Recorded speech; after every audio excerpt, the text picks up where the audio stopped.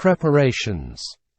The journals of the day which said that nearly impregnable structure of the barricade of the Rue de la Chanvrerie, as they call it, reached to the level of the first floor, were mistaken. The fact is, that it did not exceed an average height of 6 or 7 feet. It was built in such a manner that the combatants could, at their will, either disappear behind it or dominate the barrier and even scale its crest by means of a quadruple row of paving stones placed on top of each other and arranged as steps in the interior.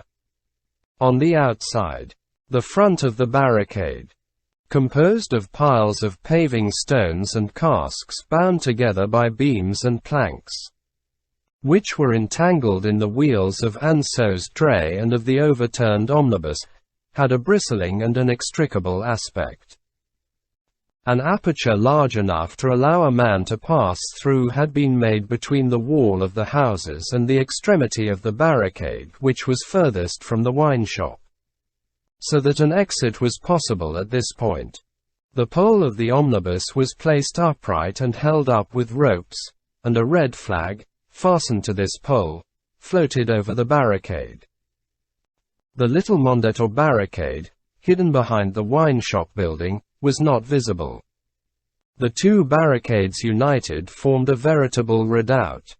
Enjolras and Courfeyrac had not thought fit to barricade the other fragment of the Rue Mondétour which opens through the Rue des Prêcheurs and issue into the Halles, wishing, no doubt, to preserve a possible communication with the outside, and not entertaining much fear of an attack through the dangerous and difficult street of the Rue des Prêcheurs.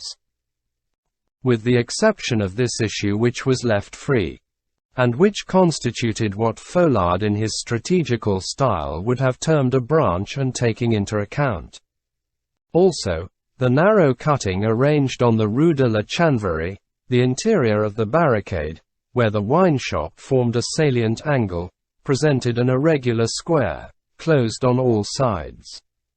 There existed an interval of 20 paces between the Grand Barrier and the lofty houses which formed the background of the street, so that one might say that the barricade rested on these houses, all inhabited, but closed from top to bottom.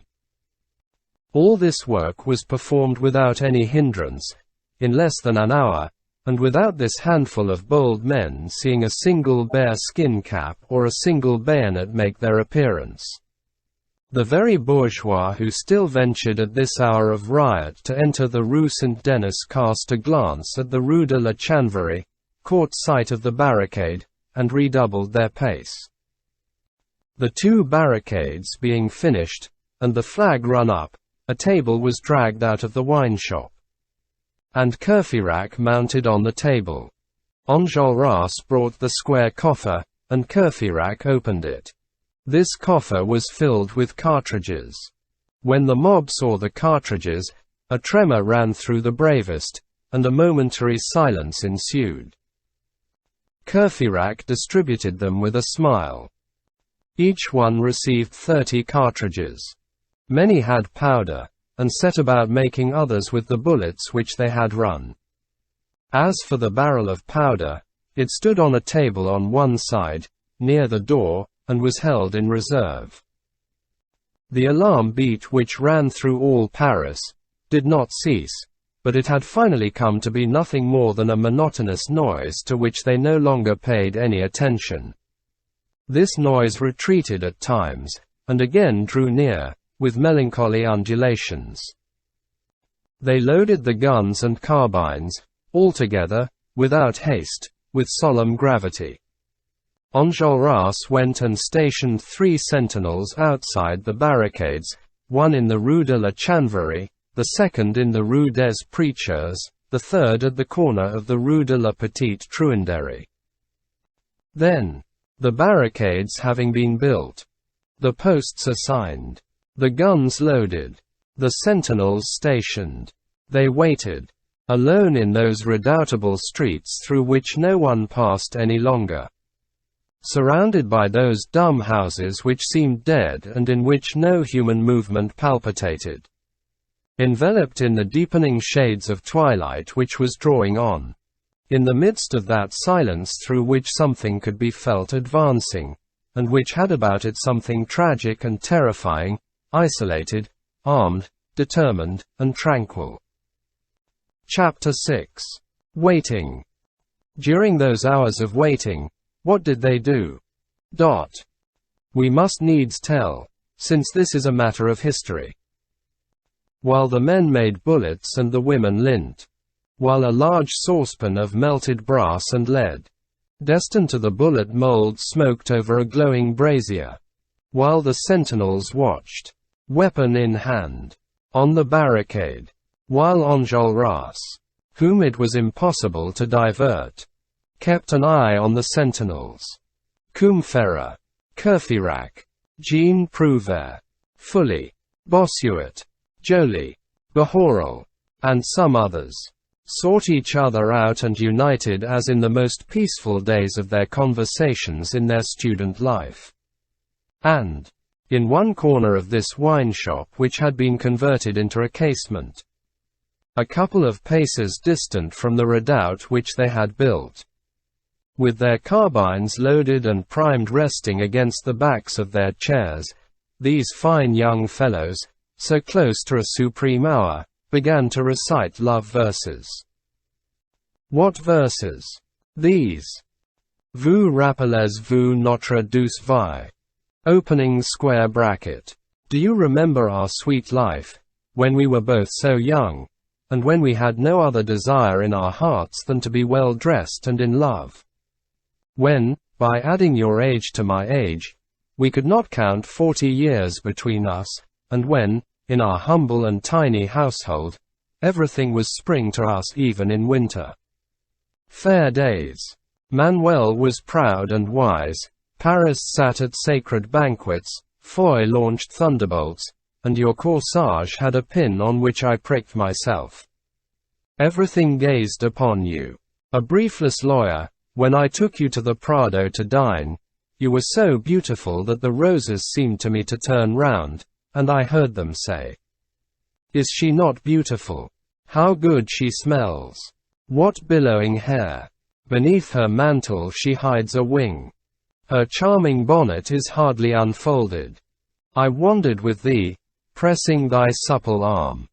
The passers-by thought that love bewitched had wedded, in our happy couple, the gentle month of April to the fair month of May.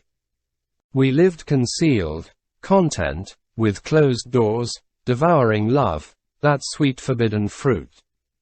My mouth had not uttered a thing when thy heart had already responded. The Sorbonne was the bucolic spot where I adored thee from eve till morn.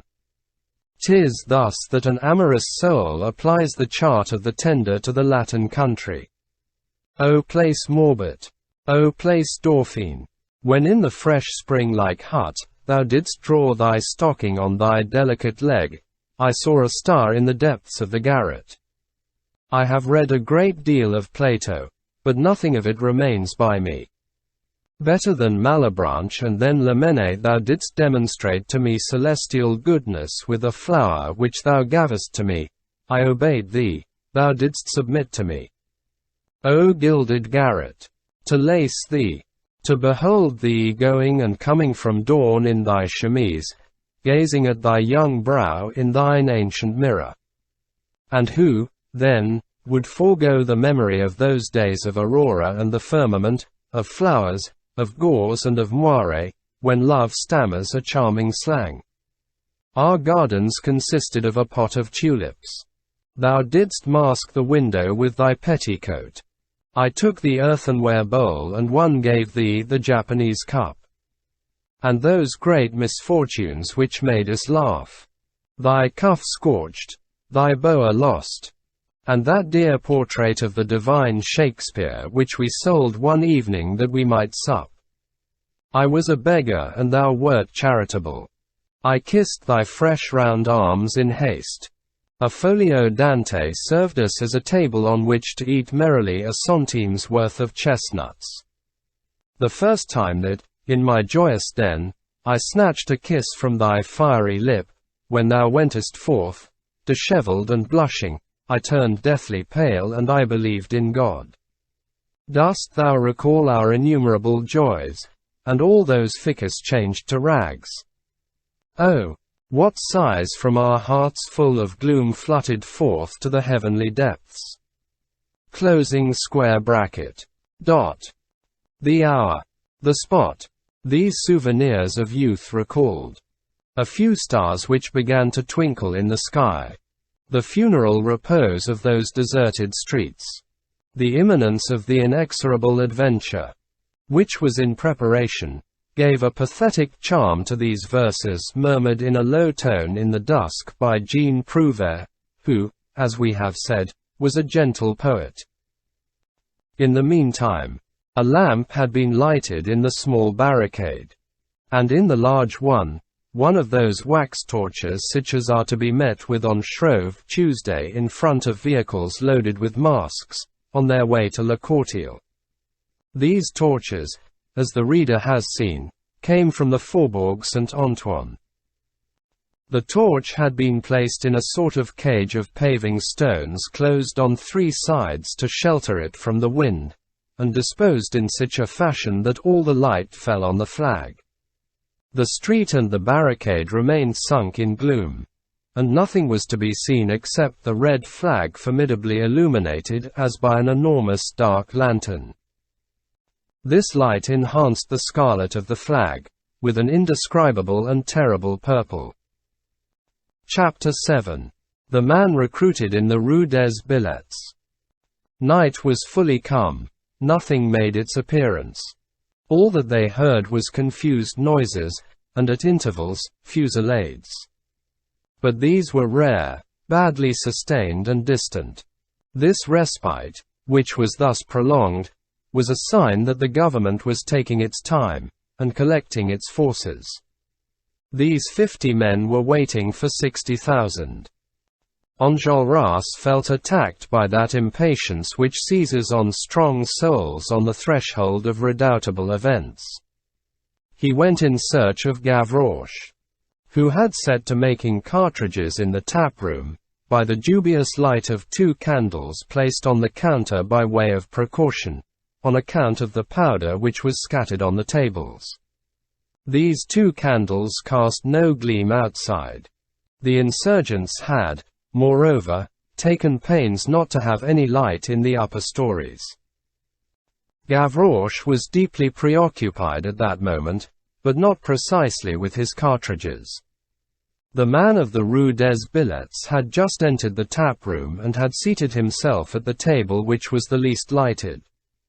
A musket of large model had fallen to his share, and he held it between his legs.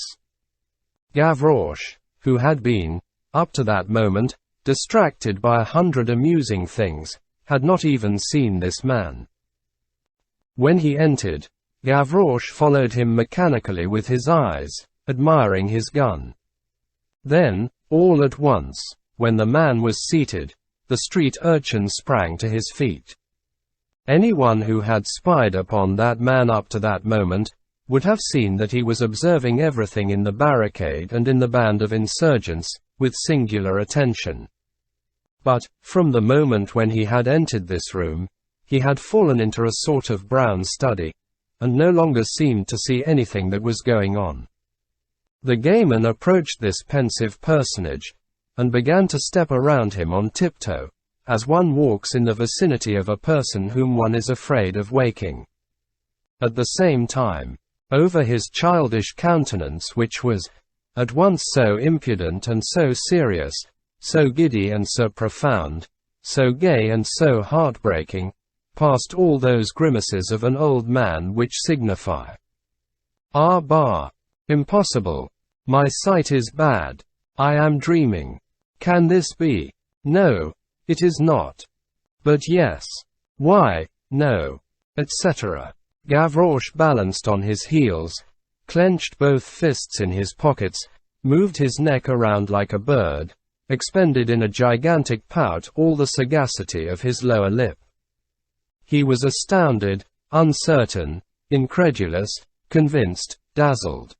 He had the mien of the chief of the eunuchs in the slave mart, discovering a Venus among the blousy females, and the air of an amateur recognizing a Raphael in a heap of daubs. His whole being was at work, the instinct which scents out, and the intelligence which combines. It was evident that a great event had happened in Gavroche's life.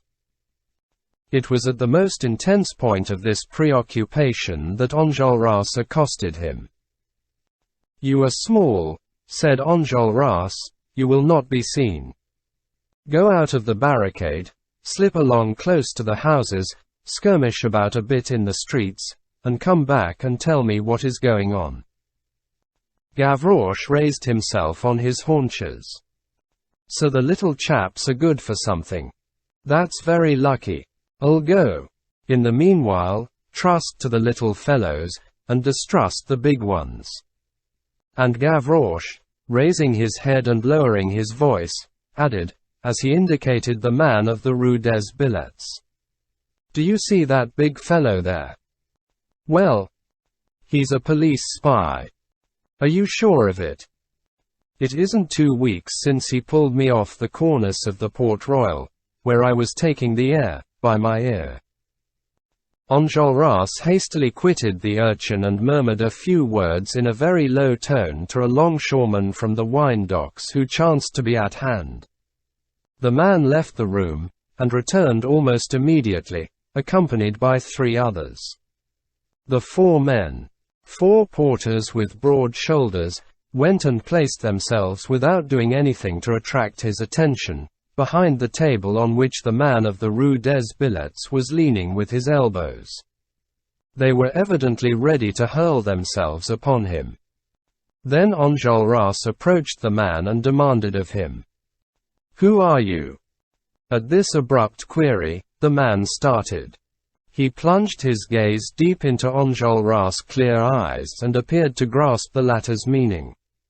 He smiled with a smile than which nothing more disdainful, more energetic, and more resolute could be seen in the world, and replied with haughty gravity, "I see what it is. Well, yes. You are a police spy. I am an agent of the authorities. And your name?" "Javert." Enjolras made a sign to the 4 men. In the twinkling of an eye, before Javert had time to turn round, he was collared, thrown down, pinioned and searched. They found on him a little round card pasted between 2 pieces of glass, and bearing on one side the arms of France, engraved, and with this motto, "Supervision and Vigilance," and on the other this note, "Javert, Inspector of Police, aged 52, and the signature of the Prefect of Police of that day, M. Gisquet." Besides this, he had his watch and his purse, which contained several gold pieces. They left him his purse and his watch. Under the watch, at the bottom of his fob, they felt and seized a paper in an envelope, which Enjolras unfolded, and on which he read these 5 lines, written in the very hand of the Prefect of Police. "As soon as his political mission is accomplished, Inspector Javert will make sure, by special supervision, whether it is true that the malefactors have instituted intrigues on the right bank of the Seine, near the Jena Bridge." The search ended, they lifted Javert to his feet, bound his arms behind his back, and fastened him to that celebrated post in the middle of the room which had formerly given the wine shop its name. Gavroche, who had looked on at the whole of this scene and had approved of everything with a silent toss of his head, stepped up to Javert and said to him, "It's the mouse who has caught the cat." All this was so rapidly executed, that it was all over when those about the wine shop noticed it. Javert had not uttered a single cry. At the sight of Javert bound to the post, Courfeyrac, Bossuet, Joly, Combeferre, and the men scattered over the 2 barricades came running up. Javert, with his back to the post, and so surrounded with ropes that he could not make a movement, raised his head with the intrepid serenity of the man who has never lied. "He is a police spy," said Enjolras. And turning to Javert, "You will be shot 10 minutes before the barricade is taken." Javert replied in his most imperious tone, "Why not at once? We are saving our powder." Then finished the business with a blow from a knife. "Spy," said the handsome Enjolras, "we are judges and not assassins." Then he called Gavroche. "Here you. Go about your business. Do what I told you." "I'm going," cried Gavroche. And halting as he was on the point of setting out, "By the way, you will give me his gun." And he added, "I leave you the musician, but I want the clarinet." The gayman made the military salute and passed gaily through the opening in the large barricade.